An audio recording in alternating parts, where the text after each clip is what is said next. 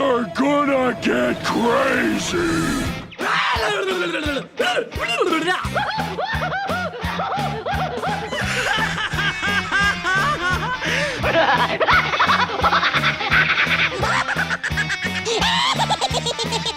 Most everyone's mad here. Welcome to my crazy cartoon cast. Welcome to my crazy cartoon cast. We're on our way. Woo! Hey, welcome everyone to AniMat's crazy cartoon cast. How are you all doing? And by the way, to you Americans out there, how was your Thanksgiving? Did you guys have a good time? I know I already got my fill of turkey like way before you, like at the start of October. Actually, it was like around a week after my birthday, but then again, my Thanksgiving is always like a week after my birthday anyway, so I know that like when my birthday happens, a big family reunion would not be far off, along with turkey and a whole bunch of stuffing. All right, but anyways, also, I almost forgot to mention Happy Hanukkah to my Jewish viewers out there, which honestly, I am actually quite surprised of the fact that you guys are actually starting Hanukkah very early this year. I mean, I know that like it's already been said and everything, but it's almost as if that Jewish people already foresaw what's going on with the pandemic, and they saw the news regarding Omicron, and they decided to all get together and go, okay, everybody, let's go and start Hanukkah. I know that we're still in November, but we might as well go and start this off. Might as well go and get over it before Omicron comes in and really mess things up with our community. All right, bring up the menorah, bring up the food, bring up everything. Oh, and please, by the way, be very mindful. Susie is allergic to peanuts and David is allergic to shellfish. All right, so let's go. Let's have a great Hanukkah this year, everyone. Make sure we make it before this comes in now. But I'm just kidding around. So yeah, just to say happy Hanukkah to all my Jewish viewers out there. But anyways, with that said, though, this week we got a whole bunch of crazy news and big stories that we are going to go and cover right over here. And I can pretty much say right now that, oh boy, this will be a moment you'll probably laugh, you'll probably cry, but hopefully I will do my job that we will all go and have a great time. So I'm going to go into the chat wall over here, and I would like to ask you all, are you ready for today's episode of AniMat's Crazy Cartoon Cast? Let me hear it, folks. Are you ready? Let's see. Yes. Okay, yeah. All right, there we go. Now, people have officially begun. They are now ready to start this off, and now it is now time that we shall get things started. And unfortunately, I will have to start this off on a bit of a sad note here, considering that my first story will be talking about a great legend who is no longer with us.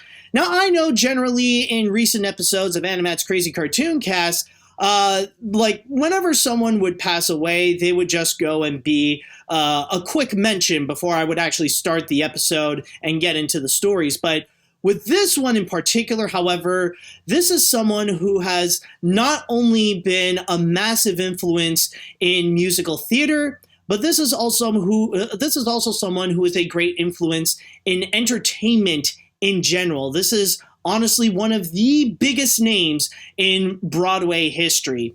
And who I am going to be talking about will be none other than Stephen Sondheim. Yes, on Friday, legendary Broadway icon Stephen Sondheim has unfortunately passed away at the ripe old age of 91 at his home in Roxbury, Connecticut. Now, maybe some of you watching this are not necessarily familiar with who Stephen Sondheim is. Well, in case you guys don't know, I'll do the best to my ability to go and sum it up in the fastest and simplest way I can.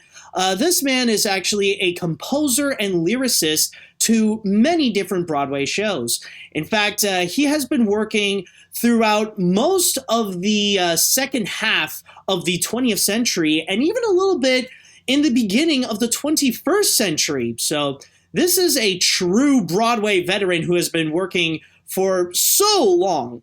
And regarding Steve Sondheim, though, considering the amount of work that he has done and that he has worked for so long, he has actually made a name for himself where he is actually one of the greatest composers and lyricists of all time in Broadway history, in musical theater history, in fact.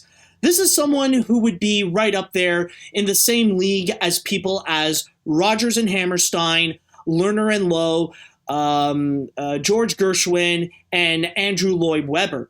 In fact, the mentor of Stephen Sondheim is actually none other than Hammerstein himself. So he actually does have an extremely prominent background on musical theater, where he even learned from the great masters before him in order to become a great influence himself. And maybe you have probably not have heard about the name Stephen Sondheim before, but you have most definitely heard about his previous Broadway shows. This is the man who has brought us the songs and some of the greatest Broadway shows of all times that include West Side Story, Gypsy, Sweeney Todd, Into the Woods, Merrily We Roll Along, A Funny Thing That Happened on the Way to the Forum, Pacific Overtures, Company, and many, many, many more. In fact, he is actually on record to win the most Tony Awards as a composer and lyricist, with a grand total of 7, and plus 1 that he got as a Lifetime Achievement Award. And that's the big thing when it comes to Stephen Sondheim. And yeah, there are probably a few that he only worked on the lyrics instead of the composition as well. And that is prominent when it comes to his earlier works. Like with West Side Story and Gypsy, he only did the lyrics. He had to work with a different composer during that time, considering that it was still at the start of his career. That was like back in the late 1950s. But still, though, this is someone who has a very prominent history on Broadway. And like I said before, this is someone who is considered to be a great legend, down to the point where even if you haven't seen a stage production, of course you've heard about some of the shows that he has done and have most likely seen a movie that he has that was adapted from a play that he actually did work on, rather it be West Side Story or A Funny Thing That Happened on the Way to the Forum or Sweeney Todd, or even even Into the Woods with Mel Streep. There are plenty of prominent examples of his works that are now regarded as the greatest stage musical productions of all time, that are very much immortalized, that are still revived on Broadway from time to time. In fact, I think just recently, or at least before the pandemic hit, there was a moment where they actually did put on a Broadway production of West Side Story. And I will say on my part that when it comes to Stephen Sondheim, I like, as a theater kid myself, I definitely have heard of the name before and have heard a lot of his productions. And I would say the one that I am the most familiar would actually have to be Sweeney Todd. And a big part of it is actually because of the movie, the Tim Burton movie with Johnny Depp and Helena Bonham Carter. And I mean, yeah, like some people could argue it's not necessarily the best version of Sweeney Todd out there. Like it's not, like it doesn't hold a candle compared to the original Broadway production, I know, but still, it was still a great movie musical on its own. And like for the production that it had, like in terms of a film adaptation, it still did quite well for itself. And like still kind of funny that it is coming from someone like Tim Burton to go and fully adapt Sweeney Todd. Like Tim Burton is one of those auteurs that you wouldn't expect to go and do like a musical, or at least a Stephen Sondheim musical, but he actually did quite a good job. And I would definitely say one of his better movies that he actually directed.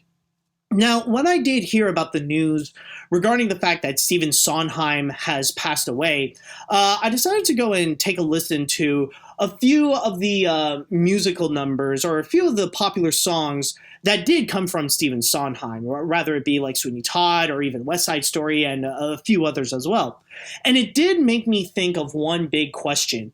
What is it that makes Stephen Sondheim so unique as a composer and lyricist, down to the point where when it comes to Broadway, a Sondheim musical or a musical that has Stephen Sondheim working on it is kind of like its own genre in itself. And it did make me think about it while I was listening to those songs. And I think the answer that I could come up with, at least on my part, would be the amount of soul that is put onto those musical numbers, that you could definitely feel the character's soul that is within these songs. Rather it be Maria with Maria in West Side Story, or with Sweeney Todd himself. And by the way, thank you, Meta Ralph 23 for the subscription right there. But back to what I was talking about. So rather it be those characters, like whoever it is, you could definitely feel their soul projected onto those musical numbers. And not only like do you learn about what they want and like what is their position, like what do they aspire to become, or what they wish for in the storyline of the Broadway song itself, but you learn so much about who these characters are. You feel their pain, you feel their joy, you feel the emotion that they really do convey. Now, I know that technically some people might say that technically this is a very common trait when it comes to Broadway musical numbers. I mean, like, it's hard to imagine a musical number that doesn't have that kind of feeling that they would go and project. Well, yes, that is true. But still, Stephen Sondheim is the person that really did revolutionize Broadway musicals to where he really did set the standard, where it's thanks to his musical numbers and it's with his musical mentality that really did integrate what is very common to find, and why many people nowadays, like even some of the greats that have lived on like after Steve Sondheim, rather it be like people right now like Lin-Manuel Miranda, or some people like in the not so distant past like Howard Ashman, that they aspire to be like Stephen Sondheim and have some kind of musical that could be on his levels, to be something in the veins of something like West Side Story, or a funny thing that happened on the way to the Forum, or even Sunday in the Park with George, or anything like that. I think that really is the key, is that you really get to know these characters through these songs. You get to understand their pain. You get to understand their feelings. You get to understand when they feel happy, when they feel sad, or whatever. And one great example that I can deliver, again, going back to Sweeney Todd, is the musical number when Sweeney is first reunited with his blade. You know, with his little blade that he uses to go and shave people as a barber would do.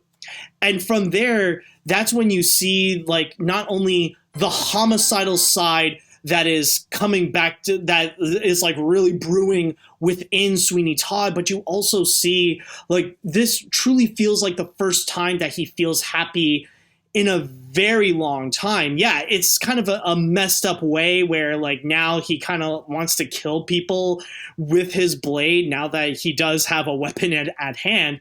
But now like we see in his mind that after all the years of suffering that he went through and like everything that like he lost, that in a way he could gain back through the means of vengeance.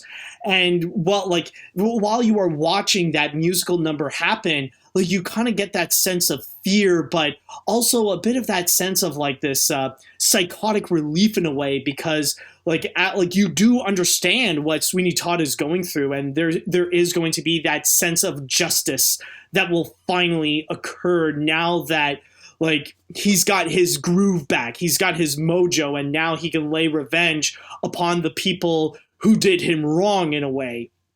Or maybe not, because technically when you do think about the plot line of Sweeney Todd, a lot of the people that he does kill and coincidentally turn into a pie, well, they're pretty much innocent. They're just like innocent bystanders that just want to shave, and Whoop, well, it turns out, well, I guess, he was just there at the wrong place at the wrong time, and now, well, he's a pie. That's pretty much it. And by the way, just want to add, also thank you to Daniel is the Vasquez for the subscription as well. But yeah, that's basically the big thing about Stephen Sondheim that I want to go and really emphasize. And what, for me, makes Stephen Sondheim really do stand out as a composer and a lyricist, as a song creator per se, where this is a guy who really did revolutionize musical numbers by really putting in the character's soul onto the piece, so that not only would we learn more about the character, but that we would be emotionally engaged with the character, so that we would be as emotionally invested as much as they are throughout the entire production. And that is exactly what makes both him a legend and what makes his works a great legend as well, that still makes a very significant impact to this day. I mean, keep in mind, in a few weeks from now, or at least in a few weeks as I am recording this, there's going to be a major film adaptation that is coming up that is based on one of his works, which is West Side Story, which not only is it going to be a major movie production that's coming soon that will land on the big screen, but this is a movie that is brought to us, but this is going to be a movie that is brought to us by Steven Spielberg. So imagine a Steven Spielberg movie that is inspired by one of the greatest Broadway shows of all time. I mean, that's a title that, like, of course, kind of sells itself in a way. And I mean, to really think that it's really thanks to him, at least for providing the lyrics of that, it really is, you can pretty much tell the amount of influence that he does have in stage musicals ever since he started working on music, ever since he started writing songs. And seriously, this guy really is one of the most influential, people in Broadway history, period. And there is actually something that I do want to show you, actually. And this is something that happened just yesterday, or at least the day before that I am recording this right now. And it was actually in Times Square, where several cast members of popular Broadway shows that are currently on right now in New York City, they all decided to get together in the center of Times Square to pay a tribute to Stephen Sondheim. And there was also a whole bunch of popular Broadway stars that were there as well, including Lin-Manuel Miranda, Josh Groban, and many, many more. And they all got together and they all decided to go and do a little eulogy. Like Lin-Manuel Miranda was reading passages from a book about Stephen Sondheim. And then everybody got together where they were all singing the song Sunday from Sunday in the Park with George. Now, there is a little clip that I do want to show you, and it is from several of these Broadway stars where they all talked with Broadway World, and they gave a little bit of their piece about what Stephen Sondheim means to them. And I'll just have you go and have a listen to it. It's about 3 minutes long, a little over 3 minutes, but it is worth listening to what the Broadway stars, from people who were heavily influenced by Stephen Sondheim, whom Stephen Sondheim changed their lives, rather directly or indirectly, their comments of what they have about the man. So just want to have you go and have a listen. We're gathered here on a Sunday. It's, it's a song that no matter where you are and when you sing it, it brings so much meaning it brings us back to why his work means so much to us. So many people here, we have a point of light to why we're all here, and for so many of us, that point of light is the music of Sondheim's. And so, as we're all here mourning and we're all, grieving the loss of one of the great masters of all time, what else can we do but to express that in song, and to express that in a song that has meant so much to us and will continue to mean so much to us over the course of our lives. So I'm happy to be here and see so many friends and do that. Sondheim, for me, is the theater. He is he represents excellence at theater at its best. No false rhymes. Beautiful music.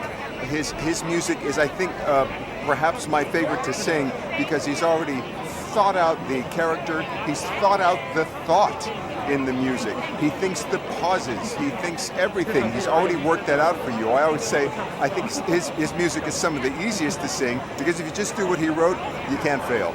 I think it's safe to say that no one would be here doing Broadway if it were not for Stephen Sondheim's contributions to our community, and so to honor him today we're just so lucky, and I'm so grateful to get to be here. It was a really powerful day. He will always be a foundation of musical theater. You know, he provided such outlets and great work that so many of us got to relate to and got to express ourselves with. And the magic that he made with his creativity and his evolution and his process is just life lessons that us as theater people absorb to the fullest. So today is a celebration. Today is an exaltation of the magic and the man that is Stephen Sondheim. It's weird. I feel like most people discover Sondheim alone. Someone hands them a tape, in my case, or a CD or something, and you listen to it in your bedroom. And then when you find out the rest of the world, the rest of the theater nerds love him as much as you do, that it starts with something very private and very public. So being here and singing with all of my peers and loved ones meant the world to me. And if you didn't cry when you sang Forever today, do you even have a heart? So Eric Bergen had called me last night around 2 o'clock and said, can we put something together? I'm thinking about doing something. Can we put something together in Times Square? And I was like, okay, we're going to try. And all of a sudden, 3 hours later, we had a sound company involved. We had an arrangement involved. We had to make a new track of Sunday. And, we woke up this morning and it was very much like Wayne Stock. We thought, are people going to come? And, they showed up. So we're really happy about it. It came together very quickly. I had the idea yesterday afternoon at around noon, and by 1 o'clock we had this area done and secured, and then by 2 o'clock we were calling performers, and even up to 11 a.m. this morning I was getting emails from Josh Groban saying, I'm running over, I'll be right there. So it all came together miraculously, and of course you count on theater kids that you do that with a baton and everyone sings on exactly the right note. So it was quite a magical thing today. So that was several comments coming from Broadway stars who do know a lot more about Stephen Sondheim, probably more than I can. But this is just an example that I just wanted to present to you to really highlight the significance of Stephen Sondheim in the Broadway world and how he is, again, one of the most influential people in musical theater history. And even if you are just a casual musical fan or like a full-on theater kid, there will be a way that Stephen Sondheim has affected you and how his musicals that you have heard of them, and there's probably one song that will absolutely stand out among the crowd. Again, Stephen Sondheim has pretty much reached the point where his musicals are kind of a subgenre of his own. So overall, it is kind of a sad day, or it was a sad day in the world of Broadway, where they did lose one of their greatest legends of all time. And from here on out, the only way that we can carry his legacy is to just keep playing his shows, rather it be through film adaptations or Broadway revivals. You just have to keep on playing his works. And this is something that Broadway has been doing very, very well, and musicals have been doing very, very well. So I think, honestly, with the amount of works that he has made and the big impact that they have done in their own individual right, I think the legacy of Stephen Sondheim will absolutely carry on. I think that's not going to be an issue. Like, we're not going to worry that Stephen Sondheim will suddenly disappear in obscurity, because we know that he is one of the greatest Broadway legends of all time. So this is just to pay my little respects to Stephen Sondheim. May the man rest in peace, and may his legacy and his songs continue on. So with that said, I would like to go into the chat wall, and I would like to ask you guys how do you feel about the passing of Stephen Sondheim, and what is your favorite Broadway show from Stephen Sondheim? What's your favorite musical, or what's your favorite song, or what has there been a moment that a Stephen Sondheim song or a play really did impact your life? If you have any of those stories, let me know.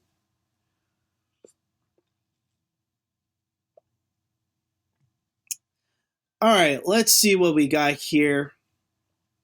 My personal favorite Sondheim musical was Sunday in the Park with George. In the mid-1990s, there was a televised version of the full musical that was brought back Mandy Patinkin and Bernadette Peters from the stage cast, and that's how I got my love for both Sondheim and Bernadette. Also, through one of his lyrics, he taught us, "Careful the things you say, children will listen. Careful the things you do, children will see and learn. My condolences to Stefan's family and friends." That's very nice of you, man. That is very nice. And also, I just want to ask, if your favorite musical from Sondheim is Sunday in the Park with George, then I highly recommend you do check out that Broadway production or that little production that did happen before, just to give you a little piece of it. This is everyone sing, just to show you, very quickly. I'm not going to play it all because, of course, I might get demonetized, but just a quick listen. I highly recommend you check this out, of all the Broadway stars in Times Square singing Sunday from Sunday in the Park with George.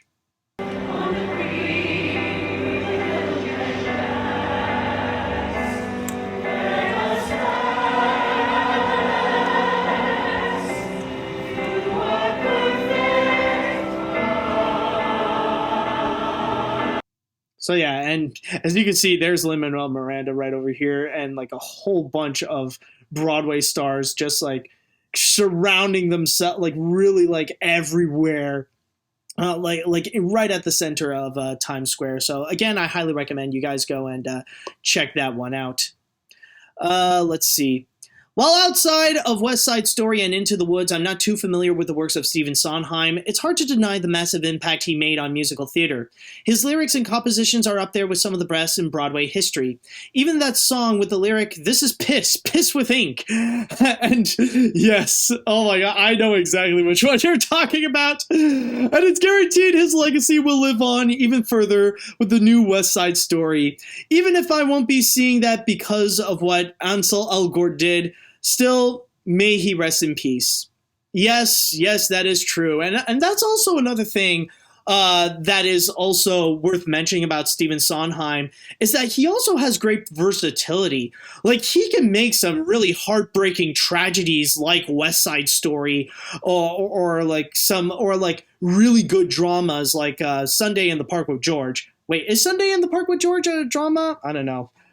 Maybe not, but I don't know, I do apologize if I got that wrong, but at the same time, as great as he can do with dramas, he can also do very well with comedies, A Funny Thing That Happened on the Way to the Forum, and even Sweeney Todd. I mean, that's kind of a mixture of both, and that's honestly a pretty solid example of both the comedic side of Sondheim and the tragic side of Sondheim, where you do see that soul-crushing element of what Sweeney went through, but then you would also have a lot of those comedic moments, after the song that I talked about at the beginning, where you see him reunited with his blade. There was the song where you just see Mrs. Lovitz and Sweeney Todd together, just making jokes with each other about the ideas of oh, what person can we turn into a pie?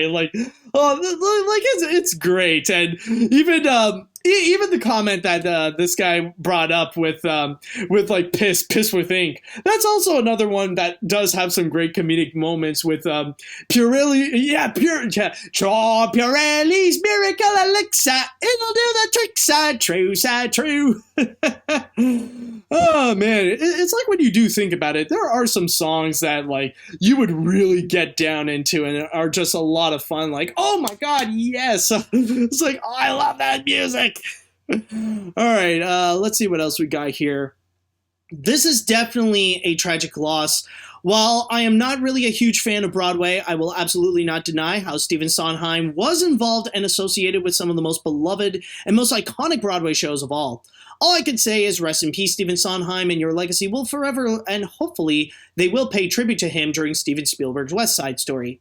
Oh, I think they will. I think probably during the credits they will probably have a big mention about Stephen Sondheim, of course. I mean, that is kind of something that would become obligatory right now. Probably something that, even the crew is, immediately working on it. It's quick, get into the credits! We need to add Sondheim! All right, what else do we have here? Let me just... There we go. Just want to make sure it doesn't, fully peak with this microphone and that, my hair doesn't, fully intrude, don't want to have too much of that. Anyways, let's see. Who else can I go add? Who else can I read? Does have an interesting comment. Here we are. I'm not familiar with Stephen Sondheim, but it is sad to see him pass away. I've only seen the film adaptation of Sweeney Todd with Tim Burton directing, and that is pretty much it. He sounds like a great person, so I hope he rests in peace. I'll check out Into the Woods on Disney Plus later, despite having James Corden in there, but for now, I'll check out the 1961 film before seeing the Steven Spielberg film, and I hope the latter is as good as I have never seen the classic film before. Oh, I think honestly it is a must, and there are several film adaptations that I do recommend that you go and see, not just the classic West Side Story, but also, I would recommend also watching A Funny Thing That Happened on the Way to a Forum. And I would also say right now, for those of you who are not familiar with Stephen Sondheim, a lot of people actually do recommend A Funny Thing That Happened on the Way to the Forum to actually be the gateway to Sondheim musicals. That is the first one and the easiest to get into because it is the most fun. It is the most lighthearted of them all. So start off with that, and then you can branch out to some of his other stuff like Merrily We Roll Along or Gypsy or Follies or fudge, what else is there? Sunday in the Park with George. My memory just slipped right over there. I'll read one more comment before we jump into the next story here. I haven't watched a lot of movies with musicals by Sondheim other than Sweeney Todd, but I can relate to your examples regarding that specific movie. Can you imagine if Barbara of Seville was revisited with a slasher flair? Well, technically, that is what Sweeney Todd is. With the merry classic music playing on the massacre scene, it would have already been a Clockwork Orange / Jigsaw feel to it, wouldn't it? But for Sondheim, amen. Well, I mean, that is pretty much Sweeney Todd in a nutshell. I mean, you got classical music playing along while you got a barber directly from Barbara of Seville just slashing people. So, I mean, that is what it is. Actually, I think I'm going to go and read one more comment I lied about before. I'm just going to go and see if there is one more comment. There we go. Let's see. My mom's side of the family was a theater family. My grandma loved musicals and musical movies. Stephen Sondheim's death will be a tragic day for theater fans and families. Rest in peace, Stephen, one of the kings of Broadway. I had to throw in that South Park reference. So yeah, I know that technically, well, I'm not expecting that a lot of cartoon fans would be fully familiar with Stephen Sondheim, but still it is worth mentioning considering that he has a massive influence, not just on Broadway, but also in entertainment in general. So may Stephen Sondheim rest in peace, and again, may his legacy forever live on, both on stage and on screen.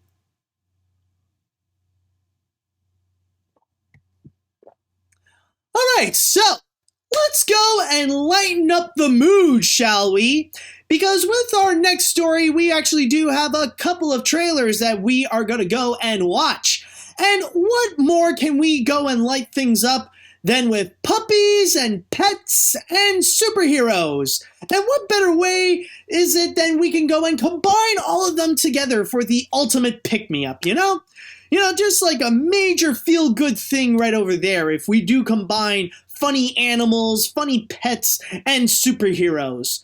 And that is exactly what Warner Brothers and DC is going to be providing to us as we go and check out the trailer for Warner Animation Group's next animated feature that is coming out in 2022, DC League of Super Pets.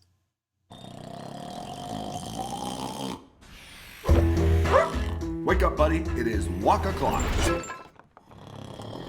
Maybe I should let him sleep. Okay. Jump around! Jump up and get down! Jump! Everybody jump! And I'm up. Okay, Crypto. We'll go for a walk. I have an owner, and he's Superman. Let me just iron that out. They should call me Iron Man. No.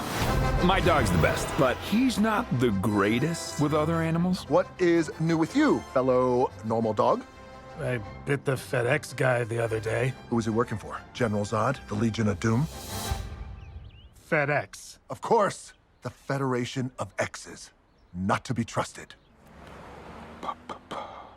What is taking my owner so long? Well. If it isn't the Justice League. Superman? What's going on?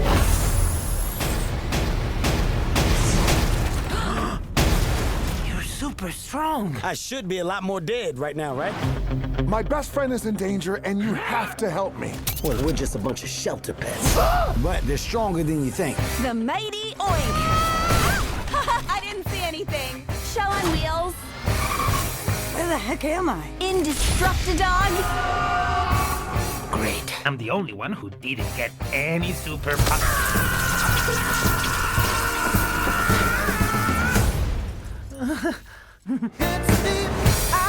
When one has an abundance of power,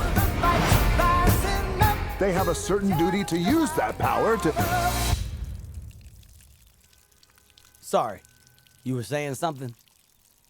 How much did you have to drink? I had 2 toilet bowls and a bidet. Bidet, too, which is crazy. I didn't even know that was a thing, but it's like a dog water fountain.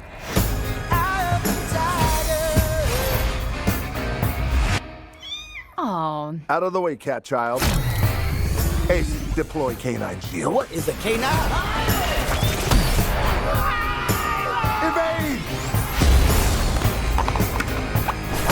Excellent shielding. That seemed incredibly painful. Anybody want to switch powers?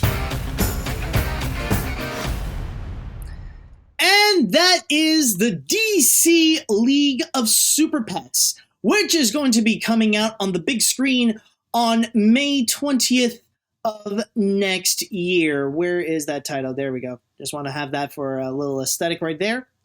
So yeah, apparently that is going to be the next big animated feature brought to us by Warner Brothers, and a full-on DC film nonetheless. I don't think this is going to be immediately attached to the DC extended universe. I don't think the Superman that we saw here is the same Henry Cavill Superman that we have seen in Justice League, rather it be the crappy 2017 version or the Zack Snyder film. So I think it's going to be more its own thing. If not, well, I mean, you can always correct me if I'm wrong on that. I would honestly be massively shocked if DC League of Super Pets would actually be connected to the DCEU in any way, seriously. But anyways, going into my thoughts onto this, yeah, I'm not gonna lie. I am not a fan of this.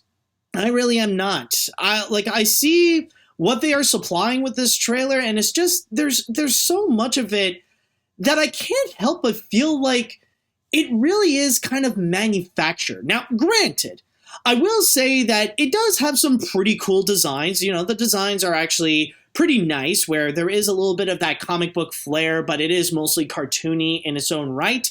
But other than that, I just feel like it is more of a manufactured type of animated film, where it is made more for profit than it is actually to go and create a legitimately enjoyable animated film with DC superheroes. I'm not getting the same feeling like I did when I saw the Lego Batman movie, for example, or even when compared to Teen Titans Go to the movies.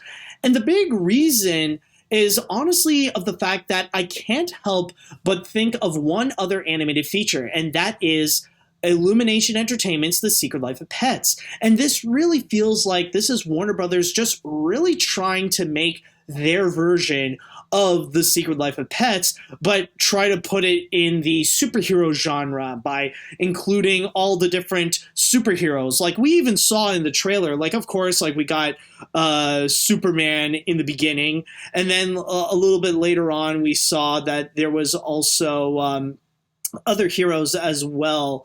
We got Lex Luthor as the villain. We got, a female Green Lantern. We got Cyborg, which they also decided to give him an afro, funny enough. And even beforehand, like we saw, like there's Batman there's Wonder Woman. They're going to be adding, like this is technically set in the DC universe, but it's going to be more its own DC universe. I don't mind, and I can definitely see the potential of a DC of a Super Pets movie. Like there are ways that you could take that material and make something good out of it, but with the way that they're kind of like making themselves, it really does feel like a lot of it is just trying to be The Secret Life of Pets, where they're just capitalizing on just pets being pets, and not just that, it's pets being pets with the voice of recognizable celebrities just mostly doing their own thing. And that is especially with the case of Dwayne Johnson playing as Crypto and Kevin Hart playing as Instructadog. And of course, I mean, we all know how like Dwayne Johnson and Kevin Hart, they are kind of like a dynamic duo in a way, especially with a good example being with the recent Jumanji movies, where we see those two together. But then again, it feels, but like even with them individually, it feels like, I don't know about you, but I'm starting to feel a little bit tired of seeing movies or even animated movies that do have either Dwayne Johnson or Kevin Hart, and like not even providing a unique voice or anything like that. It's just them being themselves. Like take a listen again and you'll hear that like it's not really a different character. It's just Dwayne it's not a unique dog character. It's just Dwayne Johnson voicing a dog. I should let him sleep. Okay.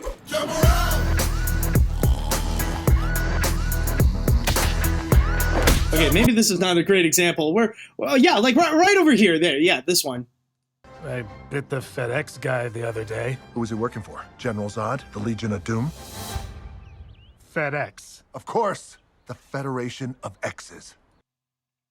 Yeah, like I don't know about you, but all I can hear is just Dwayne Johnson. I mean, it's really no different than the other performances that he has done. Like honestly, I listen to this and I hear Maui from Moana. So like that's another thing that I feel like is a bit of a turnoff. And even Kevin Hart is a little bit of the same thing. I mean, he's not as, and like granted, I will say that in this one, he's not as energetic as like some of the other performances that he has done in his other movies, and especially not as energetic as Snowball from Secret Life of Pets, for example, which is another thing that also heavily reminds me so much of The Secret Life of Pets, is the fact that this is another Pets movie, and you got to have Kevin Hart as one of your main voices.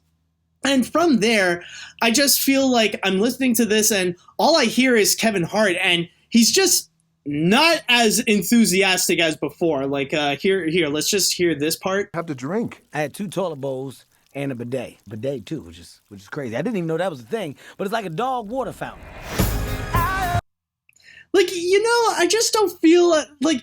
You don't feel like, I don't hear that energy that Kevin Hart would bring out compared to what he did before, honestly. And also, another thing that I do want to say, like even outside of the Secret Life of Pets elements, like one thing that I would criticize is honestly regarding the animation. I don't know about you, but looking at this animation, there's just something about it that's not really great. Like, I know, I said before that, the designs are fine, but it's just the execution of it. There's just something that feels a little bit off. There's just something that feels like I don't know, maybe the rendering is not as great, or like, I get the style that it's trying to get, I get the style that it wants to do. But it's not as strong as I've seen in other animated films we would get nowadays, or even in terms of like cartoonier animated films, or even compared to other Warner Brothers animation films.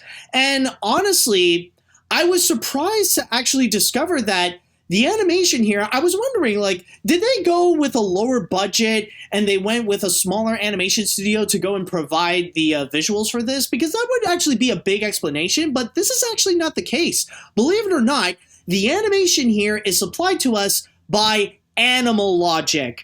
And I just want to say right now that I highly admire Animal Logic as an animation studio. They provide some beautiful visuals, rather it be for live action movies doing visual effects. In fact, they've actually done a lot of visual effects for some of the Marvel movies, including Captain America Civil War, Guardians of the Galaxy Volume 2, Captain Marvel. Like, they've actually had some experience working with Marvel. And on top of that, they actually did supply a good amount of animation for Warner Brothers in the past, especially realistic looking animation that looks absolutely beautiful. Movies such as Happy Feet, Legend of the Guardians, Owls of Ga'Hoole, or especially probably their most known examples, the Lego movies. And yes, I do technically would consider the Lego movies more realistic looking films, mainly because of the fact that they're trying to emulate the style of stop motion Lego films, and especially the amount of detail that they would put on the Legos themselves, trying to make them look like real plastic as much as possible, which is why I would consider them realistic looking movies because, well, technically, they do look like realistic Legos. And in this case here, I do get that they want to be a bit more experimental. They want to expand their horizons and try something cartoony, but there is something here that feels a little bit off. Hold on a sec. Sorry, I just automatically feel that my throat is not as fresh. But anyways, yeah, going back into this, I can't help but feel like there's just something that they're not really getting right in terms of the animation style of this. That for once they want to try to go into something a little bit more stylized and a little bit more in the cartoon realm than the usual realism, that they have mastered that craft. And there's just something that feels like they need a lot more work. There's just something that feels like needs a lot more refinement onto. I don't know. There's just something about the visuals that I feel, honestly, it's a little bit off. And personally, I felt like Warner Brothers should have given this job to Sony Imageworks, because Sony actually does have experience working on animated films with Warner Brothers in the past. They were actually the ones that did supply the animation for Storks and Smallfoot, and they actually have that animation style that technically this movie wants to go for, that they do have more of a cartoonier edge and play around more with the stylized look. And I feel like that's what DC Super Pets is going for, and it would have been a great job for Sony Imageworks to go and do. And imagine, that would have been a really crazy scenario where in the same building they would be working on both a Marvel movie with Across the Spider-Verse and a DC movie with League of Super Pets. But that's not the case. They gave the job to Animal Logic, and so far, I hate to say it, but I feel like it's so far looking like their weakest job yet. And I mean, granted, I will say that technically we are still plenty of months away until this movie is released, and who knows, maybe Animal Logic will actually have more time to go and supply better visuals for this, where they can go and really refine the visuals to look as good as some of their previous animated features, to look as good as the Lego movie, for example. But for now, honestly, I know that I'm going to be in the minority of this. I know like a lot of people have disagreed with me on that when I said this on social media, but personally, after watching this trailer, I think I would much rather have The Secret Life of Pets than this. And this is not to mention also, I forgot one more thing to add, is just that the jokes that they got here, they're not funny. Like, if anything, I felt a lot more like the little like corgi over here. Like it just like the jokes in this movie, they feel a lot more awkward than they are funny. It's just there's nothing here that really did make me laugh or that the jokes are actually effective or actually pretty good. Like, honestly, I feel like the best they could offer is just the beginning with Krypto trying to wake up Superman. And even at that, this feels like a joke that they've completely ripped off from The Secret Life of Pets. I'm sure, like, if you've watched, like, the first or the second, or even some of the shorts that they have provided, they've probably already done this joke a few times before. So really, there's nothing new that it's really offering me. I mean, granted, I do like this idea of having a DC Super Pets movie, but this, I don't feel like this is the way to go. I would much rather stick with The Secret Life of Pets, where I know that, like, the animation is a lot better than what they supply here. I know that the jokes are going to be a lot more funny, and I know that the voices will be a lot more energetic, especially from Kevin Hart, where he's pretty much giving a lot more of his effort towards Snowball than he is with Instructadog here. Oh, wow, no, what the fridge is wrong with me? I swear I'm not sick, folks. But for real, though, honestly, I'm just not really a fan. And I know that maybe there's going to be a lot of people who will disagree with me on this sentiment, but I don't know. I feel like there's just a lot more that this movie has to do in order to convince me otherwise. Like, I am open to the idea that I could completely be wrong on this, but I don't know. This is just not a good trailer. It's not selling me on this idea well. So, if you guys are interested in checking this movie out, then keep in mind that this movie will be coming out on May 20th of next year. And so with that said, I would like to go and ask you guys, what do you think about DC League of Super Pets? What do you think about the trailer that we just saw? Do you guys disagree with me and think that this could actually be a really awesome movie and it could actually be really funny? Or are you more on my side and felt like, yeah, this is not going to be a good picture at all? Let me know what you think on this. Okay. Let's see what we got. DC Super Pets reminds me of the recent Scoob movie. Nothing about toilet humor and TikTok humor thrown with some Tom and Jerry style slapstick. And they forgot two of the most important characters, Ace, the Bat Hound, and Streaky, the Super Cat. Seriously, I'd definitely check out HBO Max, but I'm skipping the theater release. Alright. Man, oh man, in my mix. I'll be fair and say the animation is fine, and there are a couple of decent ideas, but the jokes are lame, and Dwayne Johnson's performance isn't bad per se, but it's definitely no Maui. I might check it out. Eventually, I won't have high expectations, but all will be forgiven if Krypto teaches its audiences that it's about drive, it's about power. We stay hungry, we devour, put in the work, put in the hours, and take what is ours. And yeah, like, and that's also, you know, and honestly, I know that I've talked about this with Kevin Hart, but even with Dwayne Johnson as well. Like, this is more of the typical Dwayne Johnson performance that we have already gotten before, but again, this is the kind of, like, we have seen better performances from Dwayne Johnson before where he was given a lot more effort than this. Like, honestly, like, even Maui, as this comment did brought up, like, you can hear that Dwayne Johnson is having a lot more fun, that yeah, like, he's doing it because this is a Disney movie, that it has a great story, he loves the character, and that he's really investing himself in it. In this one, however, this feels more like just a side job while he's in the middle of working between other major movies, you know? Like this is what he's doing, like, this is what he's doing in between his jobs, either, like, in the Jungle Cruise or playing as Hobbs in the Fast movies. That's kind of the feeling that I'm kind of getting on this, at least with the trailer. Let's see now. Well, this is okay. I don't have a super big emotion, but I feel like it could be much worse. But maybe at least a little better. Then again, I could be biased because I grew up watching Krypto the Super Dog on Cartoon Network. I like the designs of the Supers and Krypto, but everyone else feels weird. I can say it sounds more interesting than Secret Life of Pets, but I wish it could be better.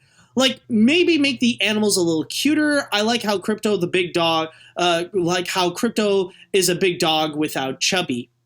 And I mean, yeah, keep in mind, I know I've mostly been negative on this, but I do see the potential. I do see where there is a lot of promise with this movie. And again, I think it's a great idea to go and make a Super Pets animated feature. I think there's a lot of great potential, but it's just the execution that we have so far in this trailer is just really not selling me on this idea. It's just not convincing me that this is worth my time, and this might end up becoming more like some of Warner Animation Group's recent films like Space Jam, Tom and Jerry, and Scoob. Let's see, what else do we have here? I remember seeing Crypto the Super Dog animated series that aired on Boomerang a long time ago, but seeing this, however, I feel kind of mixed about it. I do enjoy Dwayne Johnson and Kevin Hart's performances, especially with The Rock as Maui and Hart as Snowball, but the movie, however, I feel like this is going to be a mixture of Secret Life of Pets and Spider-Man Into the Spider-Verse. I'm not really that excited to see this, but maybe when it gets a good amount of praise. And yeah, again, I could totally be wrong, and this could turn out to be like a really awesome movie. But we just need to wait and see if it actually is worth our time. Let's see what else we got here. I agree with you, Matt. This movie just doesn't feel anything special and seems like it's going to be one of the weaker animated films of 2022. Not the worst, but still pretty bad. The only three things I can really talk is, 1, they really should have given this to another animation studio. 2, this movie has a critical shortage of bat cow. And 3, Cyborg has a yee-ass haircut. Yes, that is true, and I don't know if they're going to bring this up in, I really don't know if they're going to bring this up in the movie, but seriously, is anybody going to bring up the fact, why the fridge does, where is it? Where the fridge is that haircut? Well, I was like, no, I think, we just passed it right over here. Yeah, why this? That's what I want to know, why the afro? Why do we need to give Cyborg an afro? I mean, I'm not fully familiar with Cyborg's history in the DC comics. Maybe there was a time when he did have one, but it's I don't know. I maybe it's because maybe it's more because I grew up with the 2003 Teen Titans series, but I just don't see. I really just don't see Cyborg with an afro. I feel like this is more something that Teen Titans Go would do as a joke. I don't know, not for freaking Crypto. It just doesn't make sense. Let's see, what else do we have here? What other comments? Since next year will be Dwayne Johnson's year with DC, including Black Adams, but to be honest, I would rather see Black Adams than seeing this one because the humor looked weak. The characters are not great, not a good story, and the animation, I gotta say, doesn't look good in terms of its rendering because it looked like Scoob but cheaper. I'm sorry, but I'm not impressed. More interested in seeing what Spider-Verse 2 has in store in terms of animated superhero movies next year. Yeah, and that's also going to be another thing that's going to be absolutely weird, is the fact that we're going to have 2 movies that are going to be coming out that will be DC and will be starring Dwayne Johnson.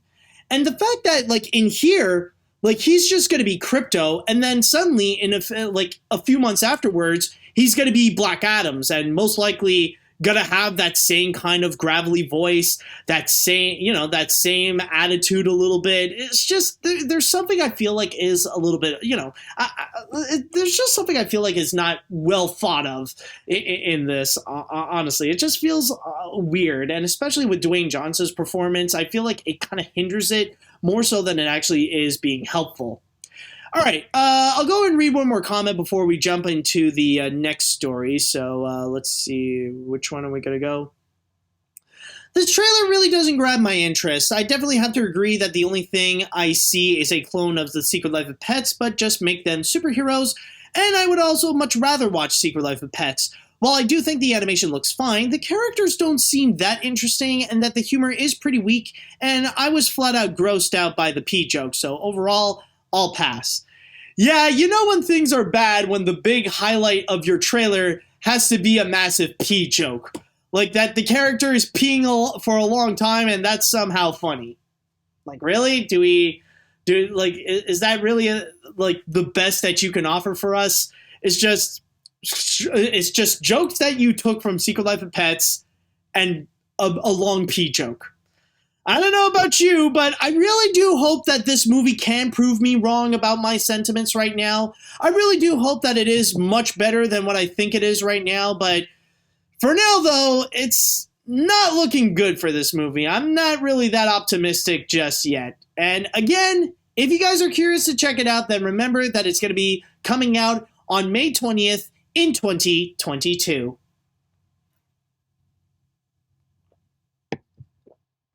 All right, so moving on to our next story, we got another trailer going on, but funny enough, this is also a trailer slash news, because when this came out, it also brought to us another massive surprise, or a pretty big massive surprise for me, because now I gotta go and change up my schedule a little bit to go and accommodate this movie.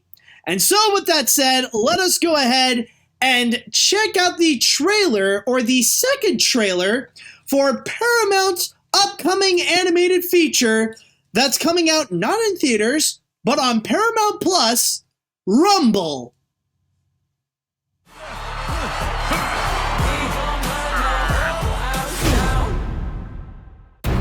Let's get ready to rumble!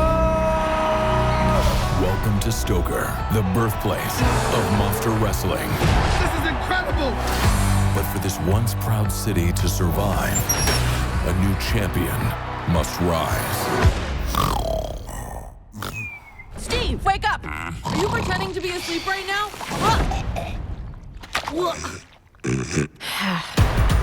Listen, Steve might not look like much, but there is a champion monster inside of him. Did he eat one? Thank you. That felt great. Maybe they're right. Winning's not really my thing. Not yet. We start training tomorrow. 6 a.m. You're serious? One. You got this.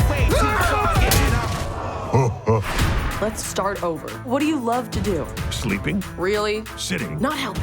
Oh, there's also dancing. What? I don't like dancing. That's so.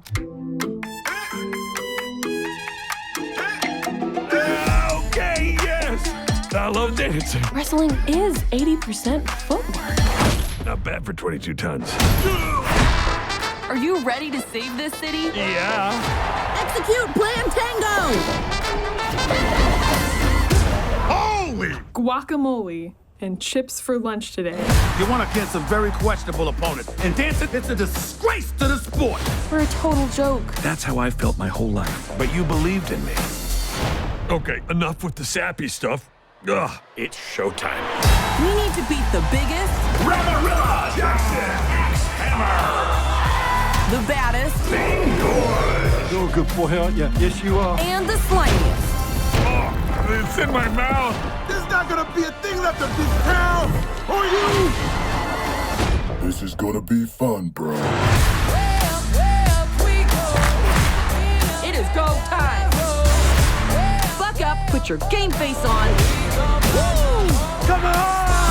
And if you live, let's get froyo afterwards. Oh, I love froyo. Wait, if I live.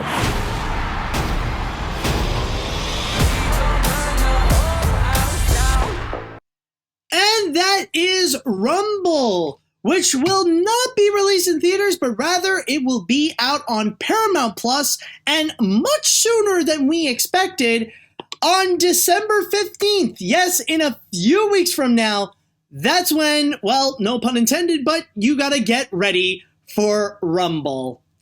And I'm gonna be honest, well, we might as well go and start the review. I might as well go and start writing this, because we just saw the whole movie. I mean, I might as well go and start things off with what is possibly the biggest problem with this trailer, is the fact that we just saw the whole movie.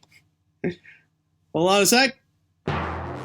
There it is. Yeah, exactly. We just witnessed the entire feature film at once. Like, just in more than 2 minutes, or in about 2.5 minutes, we just saw the entire movie just completely summarized for us about the fact that there is this town that used to be great, but now is no longer great. And in order to revive its popularity, they need a new champion, which is this loser guy who's lazy. He is a nobody.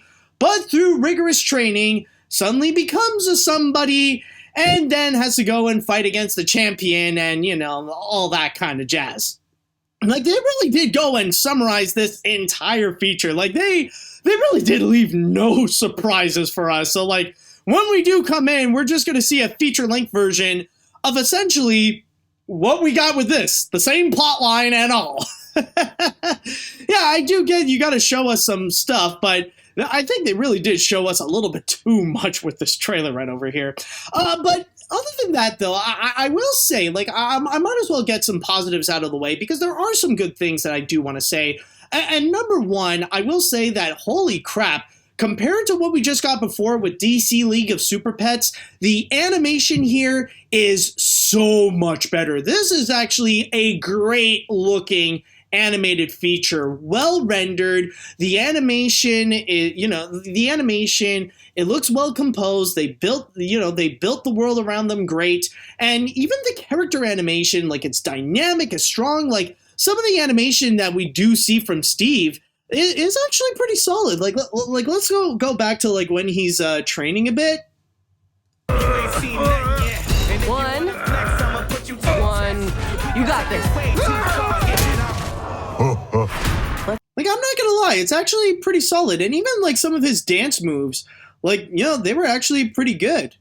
Yes, I love dancing. Wrestling is 80% footwork. Not bad for 22 tons.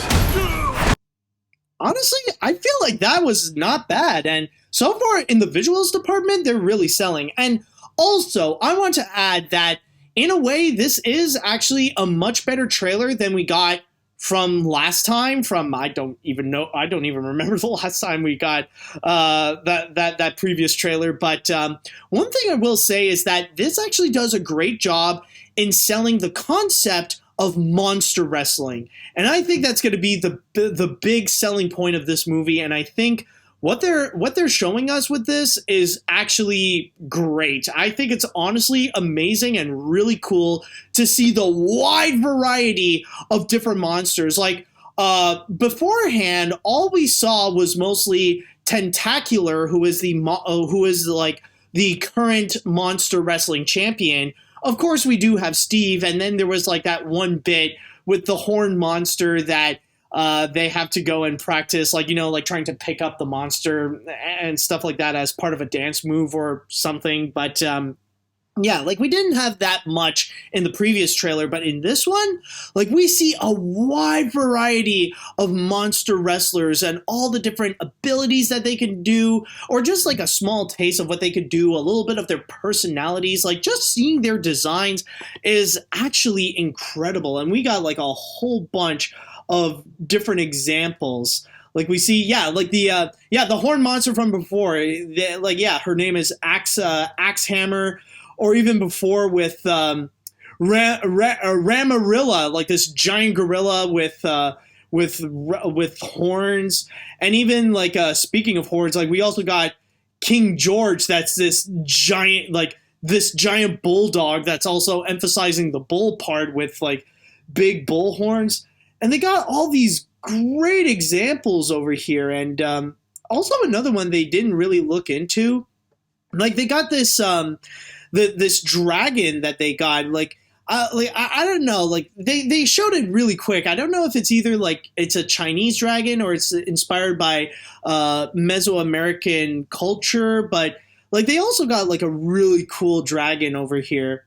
And they do supply, like, a lot, like, they show a wide variety of ideas of what they have with Rumble and with monster wrestling, seeing all the different designs, seeing all the different monsters. And I hope that really is something that they could really go and emphasize, because, like, I think it's a really cool idea, and this trailer really does sell me on that. So if there is one reason why I would want to see this movie, is to see all the different monsters that they would go and wrestle. Like, it seems like something that would be, like, a great idea for merchandising, especially. Like, I could see that as, like, the next big, like, action figure set of, like, all these different monster wrestlers with their own different abilities and their own different personalities and their own different like lore and legend and stuff like that, their own piece of inspiration from all around the world.